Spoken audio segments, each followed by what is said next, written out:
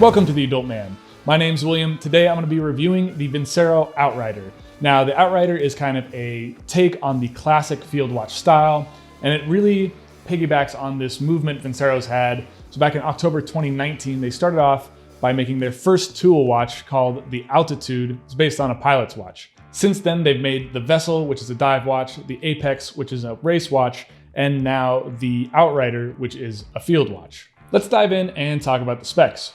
The case is 41 millimeters in diameter. It features a Seiko Mecha-Quartz movement, and then it also has this genuine Italian leather strap. I picked up the Outrider with the gold case and the army green dial. Also, you'll notice on the bezel, it rotates there. It clicks in one direction, so it's not bi-directional, it's only unidirectional. And then it also has two pushers, one on top, one on bottom, and a crown in the middle that adjusts the hour and the minute. As far as the case and case back are concerned, I really like the color of this. It's brushed gold, so it's not really like super audacious. It's not very flashy. I don't have many gold watches in my wardrobe or in my collection. I normally stick with silver, but I felt that this gold was subdued enough to play well with all sorts of things, and it does. The gold and green really plays well with denim. And it's really, even though it's a gold watch, it's not as ostentatious or as bold as other gold watches I've seen in the past. At 41 millimeters in diameter, it's not too large, but it's definitely, it's absolutely not small on the wrist at all. So if you have small wrists, this is kind of, 41 millimeters is pushing it. I really think 40 millimeters is that cutoff point to where if you have small wrists, anything over 40 millimeters is going to look a little too large and kind of make your wrist look even smaller. But that said, I have average size wrists, and it still looks good on here. So I think the design is compact enough to where 41 millimeters isn't like crazy huge or anything like that. I just realized that my dog was back there chewing on the blanket. So that's Mookie. You saw him in the beginning of the video. He makes my life difficult. The crystal here is a mineral crystal that has sapphire coating. So, it's not pure sapphire, which is ultimately the most scratch resistant, but it's definitely a big step above just straight up mineral crystal. Having a sapphire coating, that's really big. It's really important because I had one mineral crystal watch a while ago that is my first watch ever, bought it for like 40 bucks or something like that. And within a year or a year and a half, like the whole thing is scratched up, looks terrible. But I've had several sapphire coated crystals and watches for over a year, and I don't have a single scratch on any of them. Pure sapphire is the best, but at this price point, having a sapphire coating on the mineral crystal is a good balance there and offers plenty of scratch resistance. And honestly, there's not very much glare either. So this is very easy to see all times of day. Getting on to the movement, this is a Seiko Mecha-Quartz movement. And that's basically one of Seiko's quartz chronograph movements that they use. And it's pretty, first of all, it's really accurate. So it only is like plus or minus 2 seconds a day, I think, which is really fantastic. In general, much better than what you would find in any automatic watch at the similar price point. And then one thing I really enjoy about the Seiko Mecha-Quartz movement is that as you press the top pusher and that middle hand starts to run, that's the chronograph movement right there. It's not a second hand, as I said in the beginning.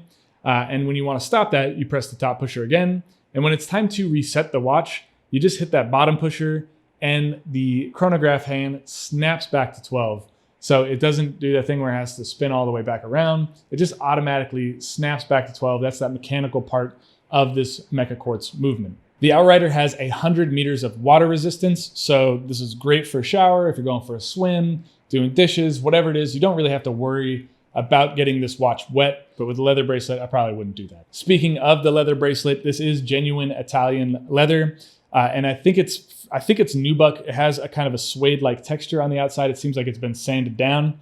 And this leather bracelet is much better than other leather bracelets I've seen from Vincero. Normally, when I get a new Vincero watch, I think I've had like 8 or 9 now at this point. But the leather is pretty stiff. And so I've always had issues with Vincero's leather bands. But, their Vessel had the silicone band. I tried the Apex, which had the stainless steel link bracelet. And I really like those. I really like those how those feel. In terms of leather bracelets, this is definitely my favorite Vincero leather bracelet. It's much softer right out of the box. And then I've been wearing this probably for about 3 or 4 months now, and it's getting this kind of nice patina. It's starting to get a lot of character in this band. So, you know, whereas other leather bands, if they're stiffer, they kind of start to just look worn out.